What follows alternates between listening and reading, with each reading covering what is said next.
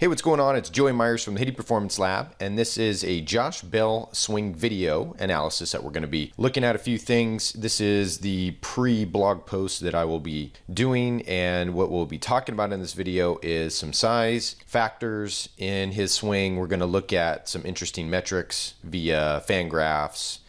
There's going to be a video that we're going to look at that will, there's two pitches, two homers that he hit, one in 2018, one in 2019, this year, more recent one. And we will look at, these are just kind of the context behind them. We're going to look at a little bit of something of DeRo's analysis from MLB Network. And then the last thing, we're going to look at some interesting things in this Josh Bell swing analysis. So we're going to look at those two swings, the 2018 and 2019 swings. And we're going to look at a few things like the float, the fall, barrel path, and how well he matches the plane of the pitch. So let's first start with some sizing and some interesting metrics, Josh Bell metrics. So this is, I tend to like to focus on the smaller hitters, because the smaller sluggers, because they tend to have to do things correctly to compete with the bigger guys. But when the bigger guys start doing this stuff too, makes it a little tougher on the smaller guys. All those smaller guys seem to do okay. You think of Jose Altuve. But as you can see here, Josh Bell is 26. He's a switch hitter, throws right-handed, and he's 6'4", 235 pounds. So he's a big dude. Some interesting metrics that I wanted to bring up. If you look at his line drive, his basic progression from about 2016 when he got into the league to now. So if you look down here, you have his line drive percentage, 21.4%. That's dipped a little bit the 2 years after that, 17 and 18, and then 19 it's kind of back up again. It seems to be pretty stable. It's not too crazy, not like ground ball percentage, which in 2016 was 50%. League average generally is around 43 to 44%.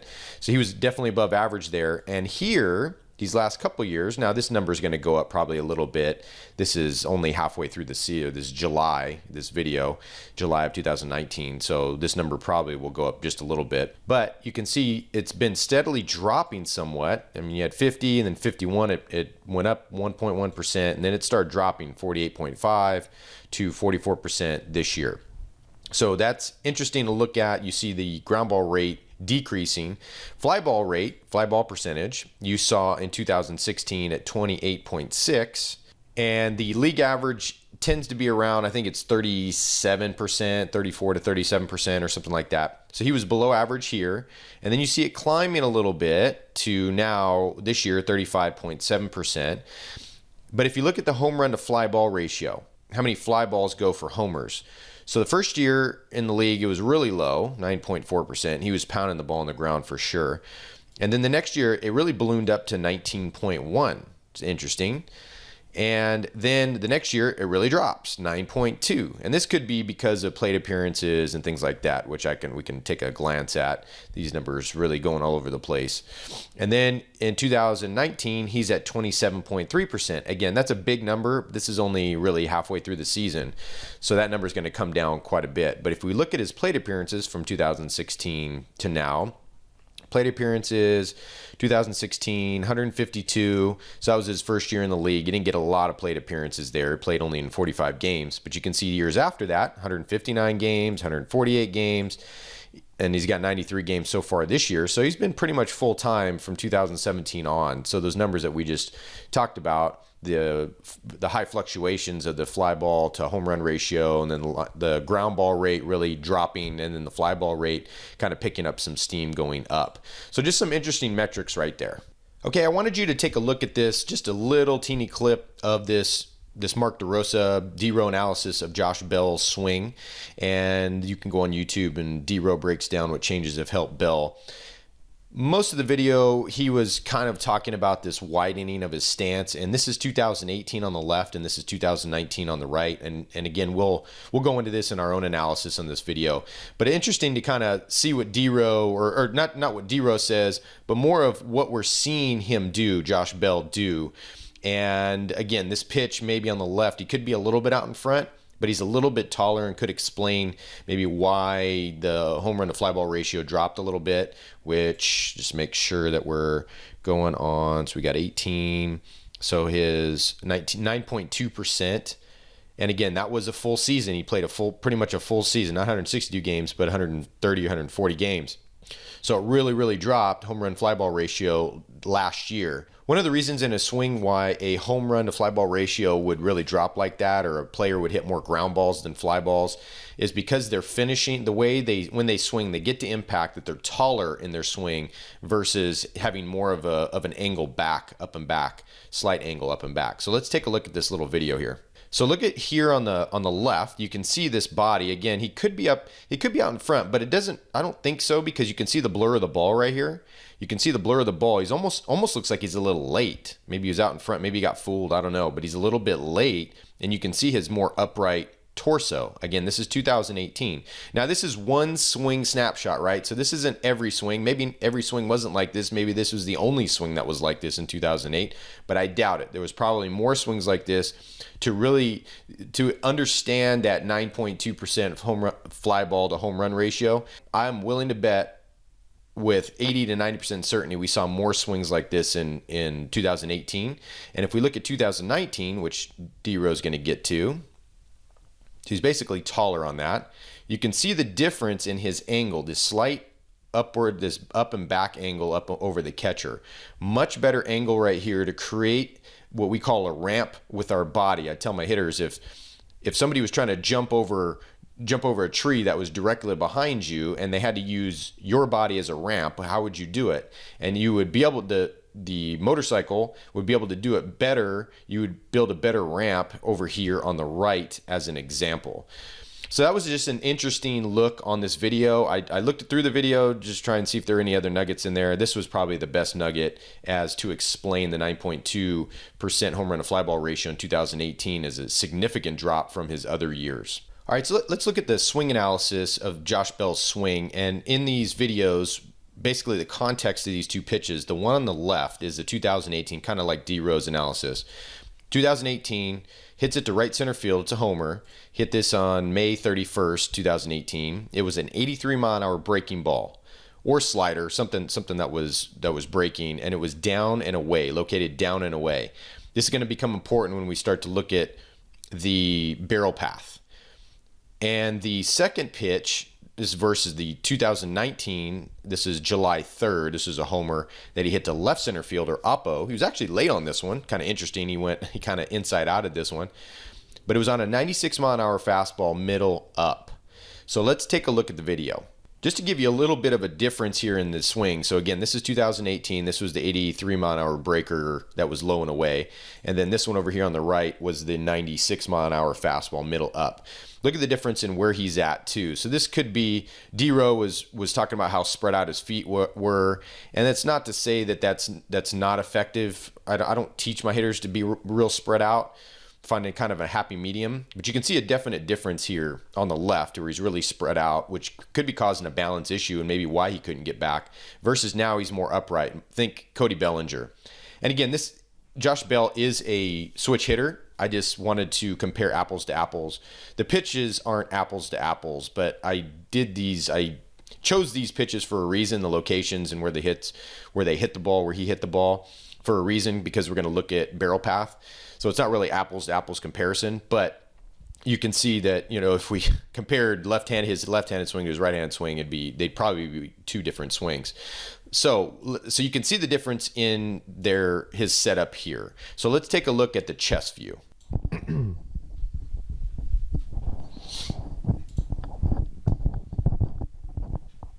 All right, Josh Bell's swing on the left here. Remember, this is the 83-mile-an-hour breaker that was located down and away, so he's going to be a little bit out in front. But you can see that he gets kind of a similar float and fall. You saw that he was open from the start, really open with his stance, so he kind of brings that foot in and gets more in line with his back foot, and you're going to see more of kind of a traditional fall forward where he's riding out that back hip, and then he transfers his weight. You can see evidenced in the back foot skipping a little bit. You're seeing a drag of the back foot back here. Back foot's not staying connected to the ground in place in one position. You're seeing it skip a little bit and drag. So that is evidenced in him shifting forward. As well as over here on the right, again, the middle up 96-mile-an-hour fastball that he hits to opposite field, hits to left center field.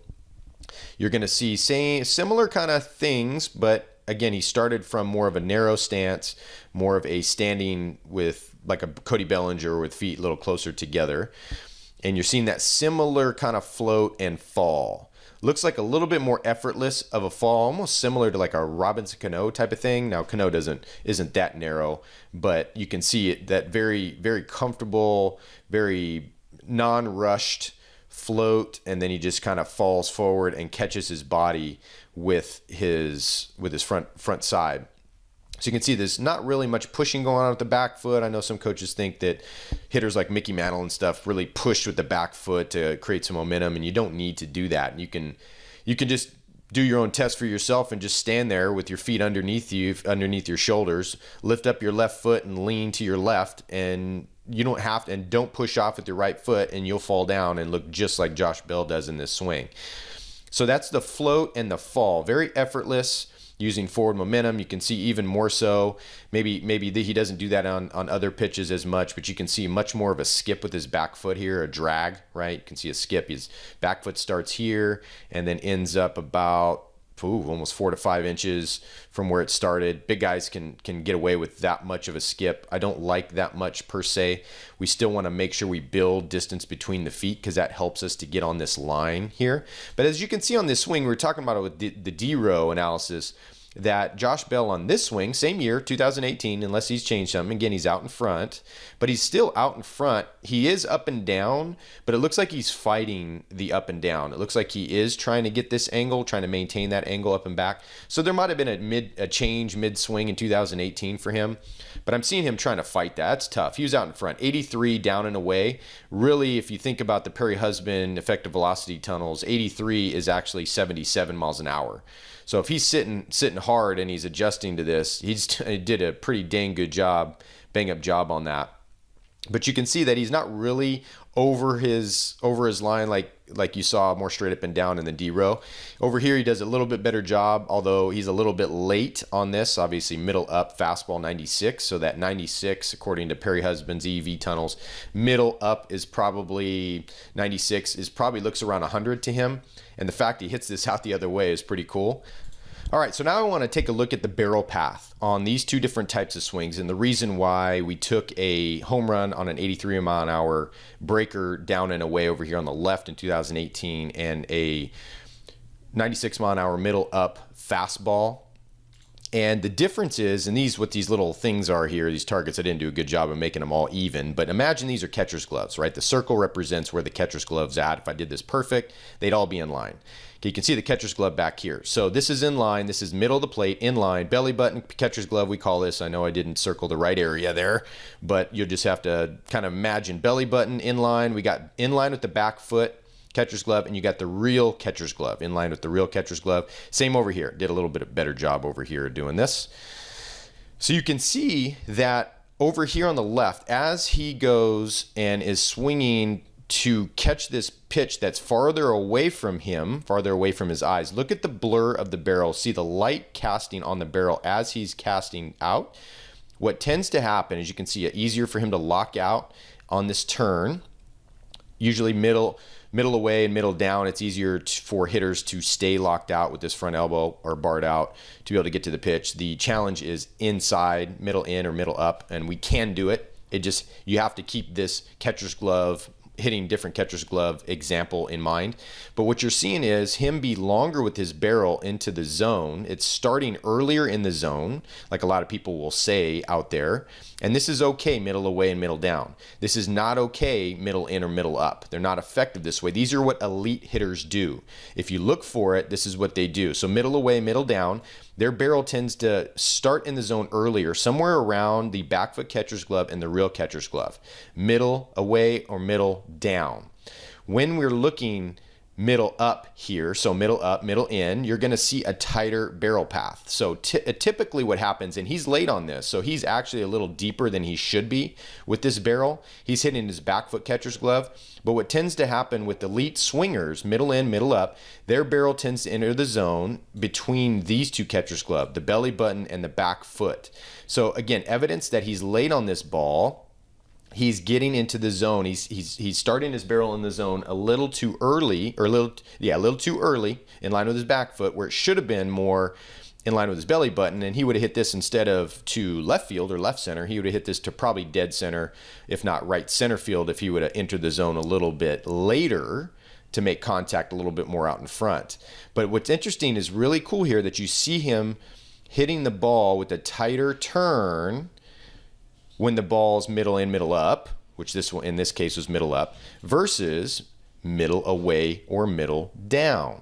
All right, last thing I wanted to cover in this Josh Bell swing analysis is how well he keeps his barrel on what we call the tube. So we talked to our hitters. If you think about what the league averages are, we led this video off with line drive percentages, fly ball, ground ball, those percentages. Well, in talking to Perry Husband, that the league average for line drive is 20%. 20% of the time, the best hitters in the world are hitting a line drive. Some better, some worse, but as an average, 20% of the time. 40% of the time, they're hitting the ball in the air, fly balls, and 40% of the time, they're hitting ground balls. Typically, the ground balls are about 43% is league average, and the fly balls are about 37%, but we round up, make nice round numbers because I'm not a math major. So 40% above the line drive, 40% below the line drive. So 80% of the time, the best hitters in the world are missing the middle part of the ball and not hitting a line drive.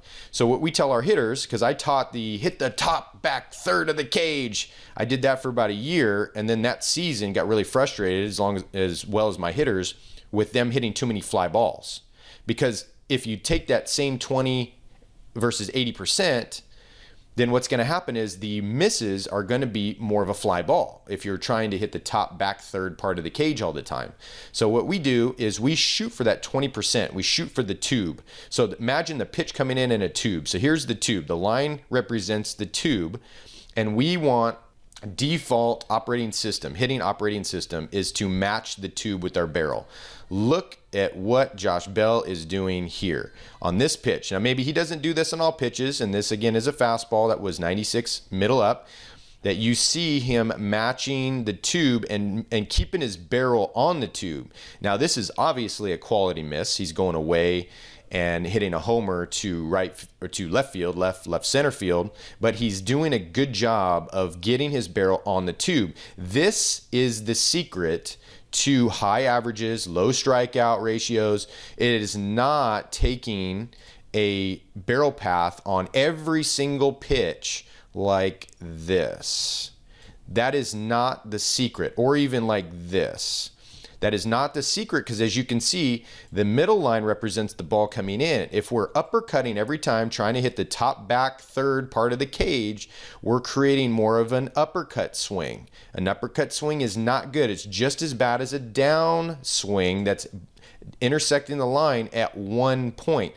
That is why strikeouts go up, average goes down, home runs might go up, doubles might go up, but it's at a sacrifice of some of the other consistent metrics that are helpful in building better hitters that can hit for consistent power, that can hit more line drives, and that can get on time more often.